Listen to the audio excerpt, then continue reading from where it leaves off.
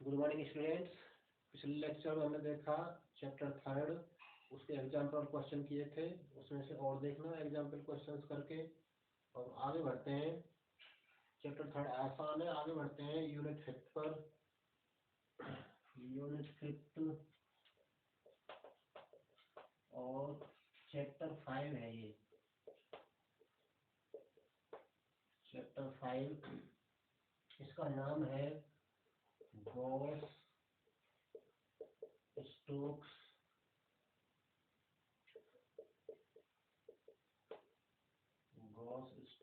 Green प्रमेय। ठीक है, तो 3 थ्योरम है इसमें।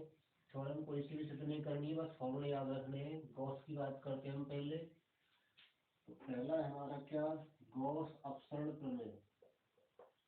गॉस अपसरण प्रमेय, इसमें क्या होता है, ये कोई हमारा बंद पृष्ठ है।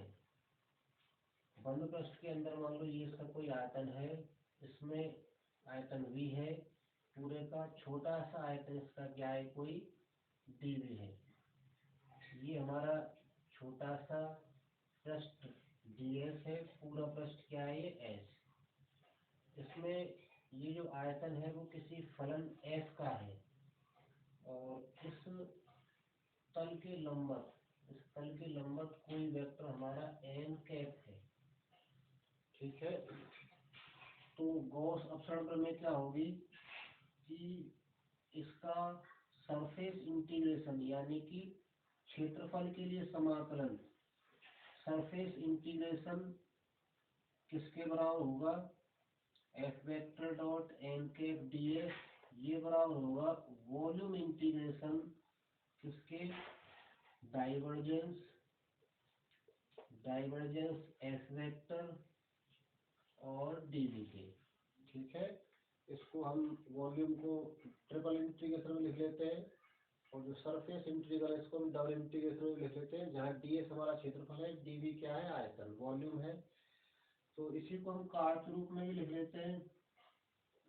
कार्तीय रूप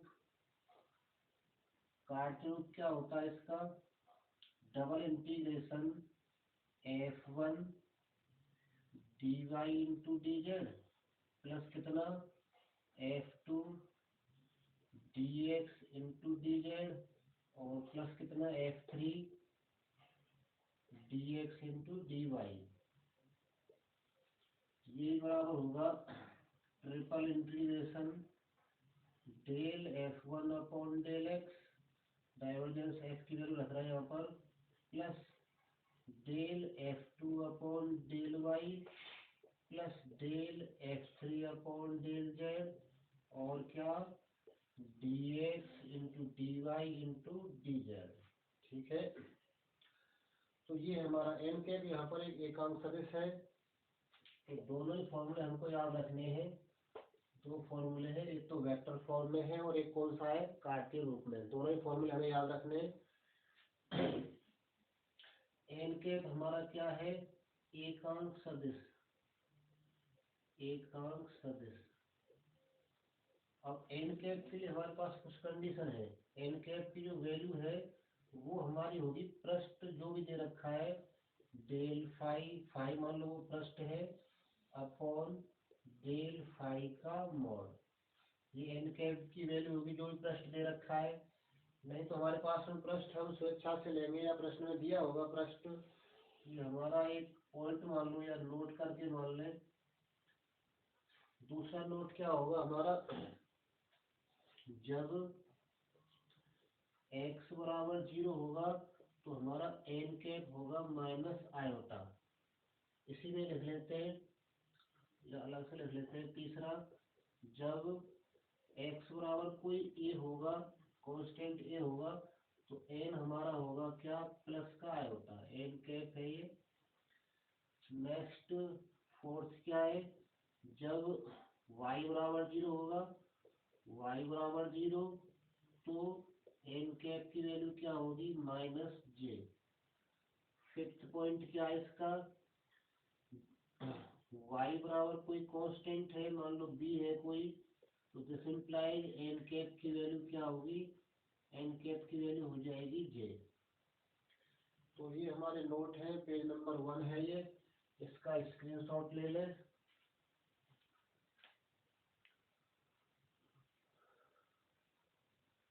ले लिया होगा स्क्रीनशॉट, मिटा देते हैं इसको।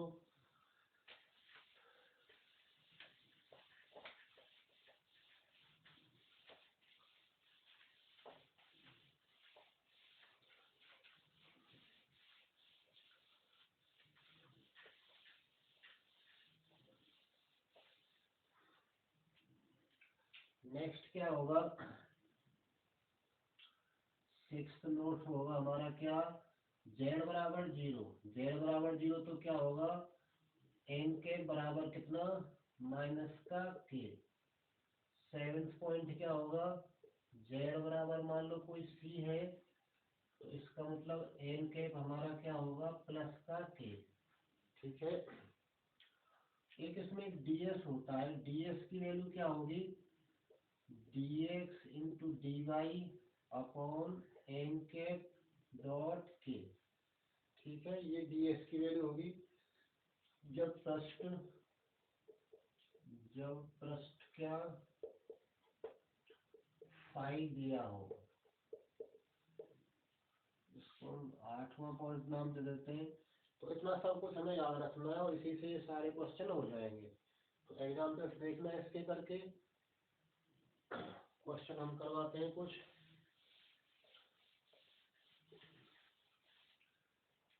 इसमें देखें, इसका क्वेश्चन नंबर 1, एग्जाम्पल जो करने हैं उनको भी नोट कर लें। एग्जाम्पल करना है 1, 2, 3, 4, 5, 5 के बाद में है 6, 7 नहीं करना, 8 भी नहीं करना है,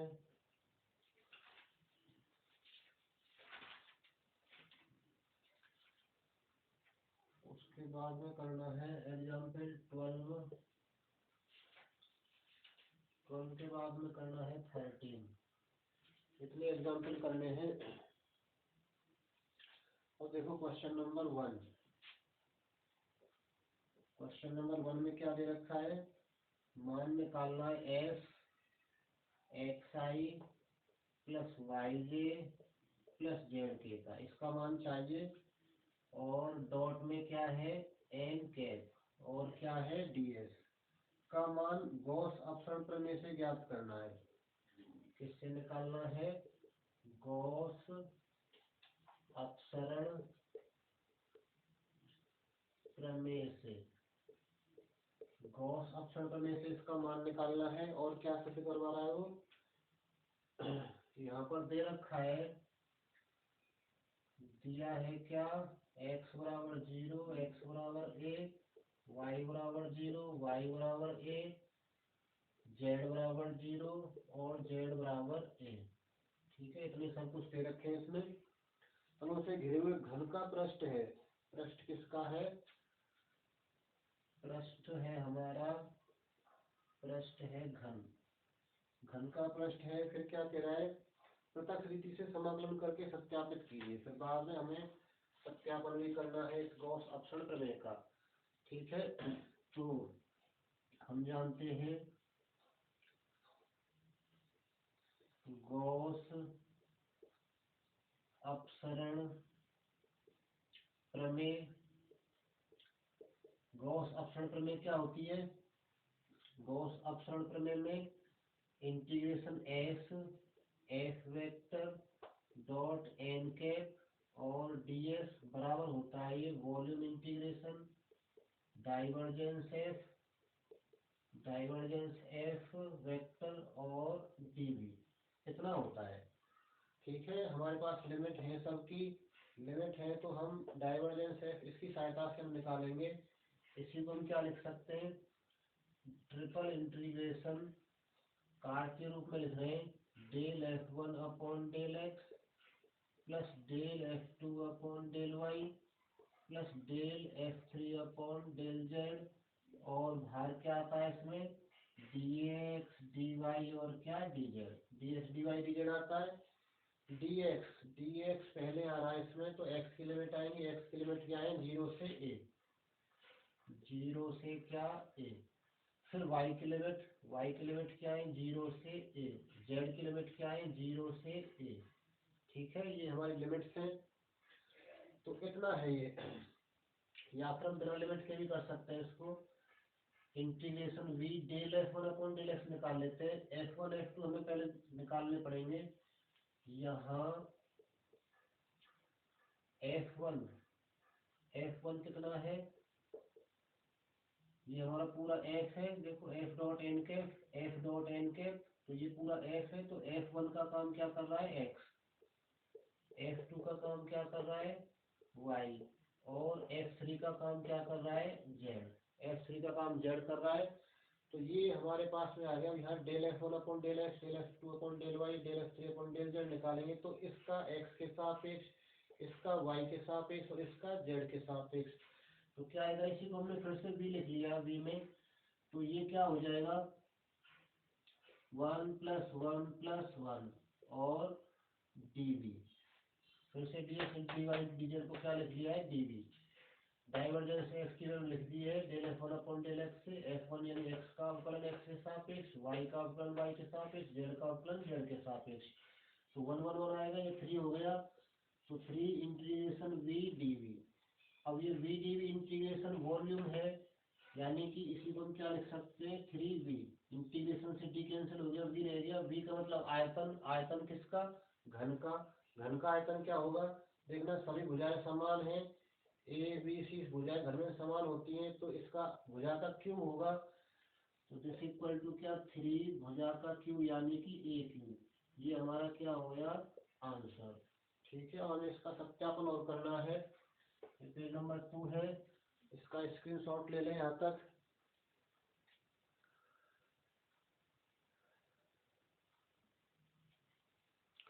ले लिया होगा, मिटा लेते हैं इसको।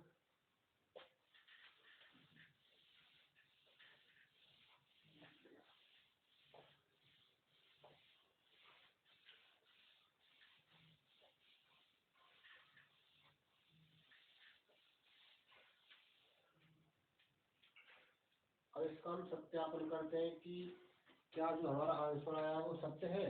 तो फिर से हम वही लेकर चल रहे हैं LHS में हमारा क्या था integration f dot n cap और ds। ठीक है, तो f तो है हमारे पास, n कैप चाहिए और ds चाहिए। तो dx इंटू dy होगा। ds के लिए क्या होंगे, या तो dx इंटू dy होगा ये, या dy इंटू dz होगा, या फिर dz इंटू dx होगा। ठीक है, तो हम ले रहे हैं केस फर्स्ट। जब क्या है x बराबर 0 है, x बराबर 0 है, तो हमारा n कैप कैसा होगा, n कैप कैसा हो जाएगा, लिखवाया था v माइनस का i, और जो ds है वो क्या हो जाएगा, ds देखो x तो 0 है, तो इसका मतलब dx भी 0 होगा, dx 0 होगा, तो ये कैंसिल, ये भी कैंसिल, dy इंटू dz रह जाएगा, dy इंटू क्या dz। फिर नेक्स्ट इसका हम निकाल लेते हैं, या फिर बाद में इकट्ठा निकालेंगे। केस सेकंड में क्या होगा, इसका एक बार निकाल लेते हैं। तो इसलिए क्या होगा, इसलिए integration f dot n cap ds की वैल्यू क्या हो जाएगी, f की वैल्यू क्या है xi plus yj plus zk, और डॉट n कैप का काम क्या कर रहा है माइनस i, और ds का काम क्या कर रहा है dy इंटू dz, और x का काम क्या कर रहा है 0। ठीक है, तो माइनस i का डॉट इसमें करवाएंगे तो 0 आएगा, और jk में गुणा होगा भी नहीं, तो इस पूरे की वैल्यू क्या आ जाएगी 0 आ जाएगी। नेक्स्ट केस लिख लेते हैं सेकंड। केस सेकंड क्या होगा, जब x बराबर क्या है a, x बराबर a है तो n कैप क्या आएगा, n कैप की वैल्यू क्या हो जाएगी, आयोटा हो जाएगी।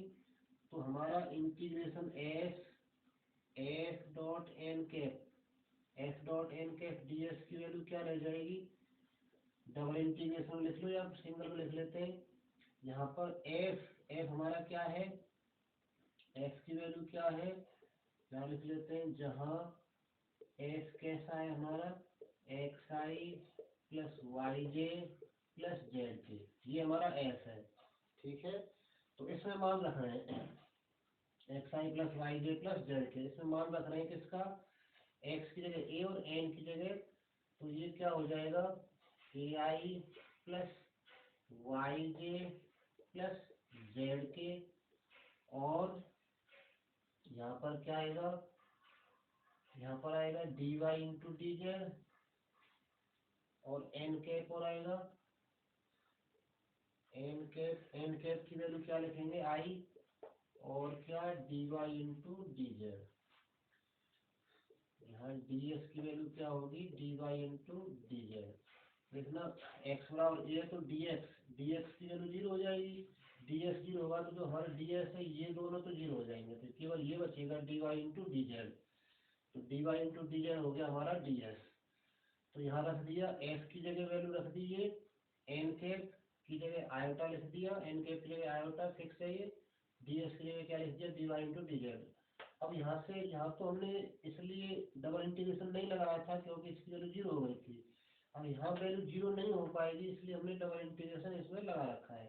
तो dy y की लिमिट लिख लेते हैं 0 से a, और dz z की लिमिट लिख लेते हैं 0 से a, तो इसकी वैल्यू क्या हो जाएगी, इसका डॉट इसमें करवाएंगे i का डॉट, तो i का डॉट i में होगा 1, a और सब 0 हो जाएंगे j और k वाले, तो 0 से a और क्या 0 से a, ये क्या हो जाएगा a, और dy इंटू क्या dz, ठीक है।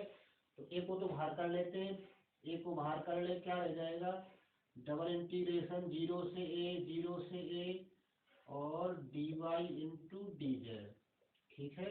इसका हम दो बार समाकलन करेंगे तो ये a स्क्वायर देगा पूरा, तो ये क्या रह गया a इंटू क्या a स्क्वायर, दो बार इंटीग्रेशन करेंगे, एक बार z के सापेक्ष करेंगे तो फिर a आएगा, फिर एक बार y के सापेक्ष करेंगे तो फिर एक और a आएगा, तो a स्क्वायर हो जाएगा, तो ये कुल मिलाकर क्या रह जाएगा a क्यूब। ऐसे इंटीग्रेशन बहुत सारे किए तो हम लोगों ने फर्स्ट ईयर में समाकलन वाली बुक में, तो ये क्या आ जाएगा a क्यूब आएगा यहाँ से। तो ये हमारा केस सेकंड हुआ, ये पेज नंबर कौन सा है 3 है, इसका स्क्रीनशॉट ले लें यहाँ तक, मिटा देते हो इसको।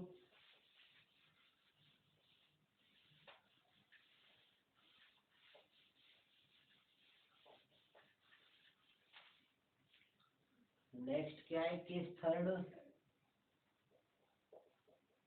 केस थर्ड क्या है, जब y बराबर 0 है, जब y बराबर 0 है तो हमारा n कैप क्या होगा, n कैप की वैल्यू क्या होगी माइनस जे, तो नोट करके लिखवाया था, n कैप की वैल्यू माइनस जे होगी, और ds की वैल्यू क्या होगी, ds देखो dy 0 हो जाएगा, dy देखो कहाँ कहाँ पर है, इसमें है dy और इसमें है dy, तो ये दोनों 0 हो जाएंगे, तो ds की वैल्यू क्या रह जाएगी dz और dx, तो ये हो जाएगा dz और क्या dx, तो ये हमारे ds की वैल्यू हो गई। इसलिए इंटीग्रेशन कौन सा f dot n cap ds, यहाँ पर हम क्या लिख लें f, इसकी वैल्यू क्या हो जाएगी, इसको f ही रख देते हैं क्योंकि इसकी वैल्यू 0 होगी, f क्या आएगा बताओ, ये आएगा xi प्लस yj था, y का काम 0 कर रहा है, प्लस zk और डॉट n कैप की जगह क्या माइनस का j और ds, इसकी वैल्यू क्या हो जाएगी 0, क्योंकि j का डॉट j में करेंगे तो 0 आएगा और सब 0 हो जाएंगे, तो इसकी वैल्यू 0 हो गई। हम इसी प्रकार से काम चला लेते हैं, इसी प्रकार s केस, इसी प्रकार केस भी लिखने पड़ेंगे। केस फोर्थ क्या होगा, y तो हमारा a होगा और एन कैप क्या होगा जे, और इस स्थिति में डी एस क्या होगा D Z into D x. ठीक है, तो इसमें हमारे समाकलन की वैल्यू क्या आ जाएगी, F vector dot N cap और डी एस बराबर इसकी वैल्यू क्या आ जाएगी, इंटीग्रेशन डायरेक्टली लिख लेते हैं, पहले ए क्यू आई थी, ऐसे इसमें भी क्या आएगी ए क्यू।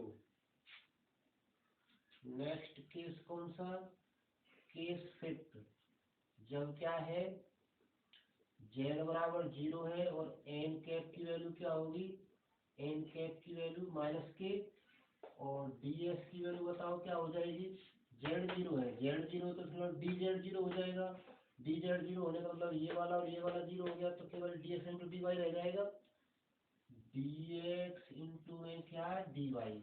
तो ये हमारी वैल्यू रह गई किसकी, डी एस की। नेक्स्ट, इसलिए इंटीग्रेशन कौन सा, F cap dot N F vector N cap D S की वैल्यू क्या हो जाएगी, डायरेक्ट लिख देते हैं 0 आएगी, एकदम जिसमें हमने 0 लिया था, वाई बराबर 0 लिया था, इसमें वैल्यू 0 आई है, एक्स बराबर 0 लिया था इससे पहले, उसमें भी हमने इसकी वैल्यू क्या निकाली थी 0, ऐसे इसमें जेड बराबर 0 है तो इसकी वैल्यू भी क्या आएगी 0। नेक्स्ट केस कौन सा, केस सिक्स, केस सिक्स में क्या है, जब जेड क्या है, जेड ए है, तो हमारा एन कैप कैसा होगा, प्लस का के होगा, और डी एस की वैल्यू क्या होगी, D X into D Y. तो हमारा इस ये वाला जो इंटीग्रेशन है F vector dot N cap D S, इसकी वैल्यू क्या निकल के आएगी, ए क्यू निकल के आएगी, और की भांति ए क्यू निकल कर आएगी। ठीक है, तो ये हमारा पेज कौन सा है, चौथा है, इसका स्क्रीनशॉट ले लें यहाँ तक।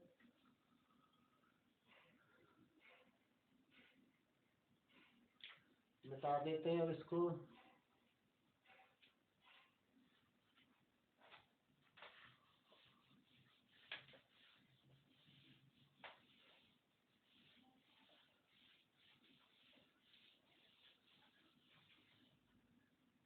तो इसलिए जो हमारा इंटीग्रेशन चल रहा था कौन सा, S X vector dot N cap और डी एस, इसकी वैल्यू क्या होगी, इसकी वैल्यू हो जाएगी, पहला मान हमारा 0 आया था, फिर ए क्यू आया था, फिर 0 आया था, फिर केस फोर्थ में ए क्यू आया था, फिर 0 आया है, और फिर केस सिक्स में क्या आया है, ए क्यू आया है।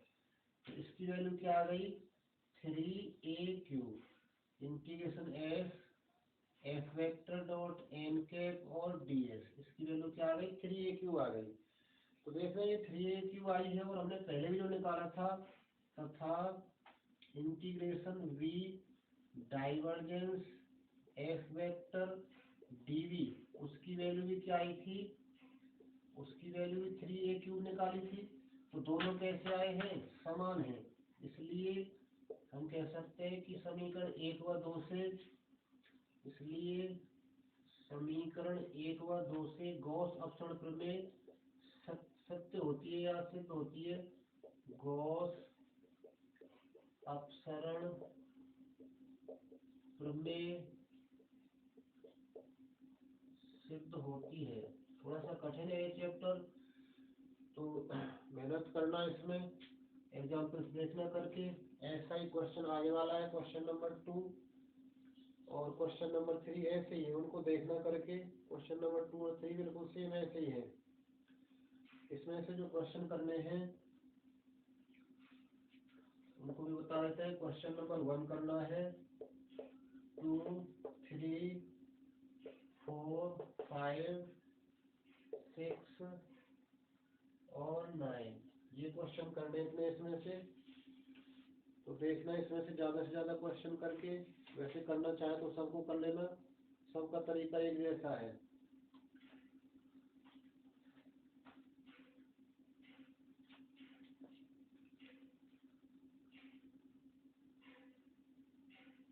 ये पेज नंबर हमारा 5 है, इसका स्क्रीनशॉट ले लें।